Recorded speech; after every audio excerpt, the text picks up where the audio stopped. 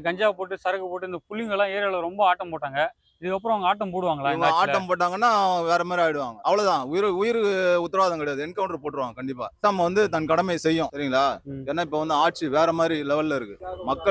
மக்களுக்கான ஆட்சி இது. எல்லாம் மக்கள் தேர்ந்தெடுத்து தான் இவரை உருவாகி இருக்காங்க. ம். அதனால ம். மக்களுக்கு கடைசி வரை இவர் நல்லது தான் பண்ணுவார். நடுவுல இந்த மாற்றம் கருத்து எதுவுமே கிடையாது. ம்.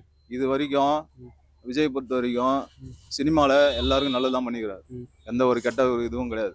அதை அவர் நேச்சரா இருந்து மக்களுக்கு அவர் செஞ்சு கொடுக்க போறாரு. அவ்வளவுதான். இப்போ இப்ப விஜய் மக்கள் அவரை வாழ வச்சாங்க. மக்கள் தானே வாழ வச்சாங்க. ஆமா. இப்ப அவர் என்ன பண்ணாரு, கடைசி காலம் நம்ம இருக்கிற வரைக்கும் மக்கள் செஞ்சுட்டு போயிடலாம் ம்.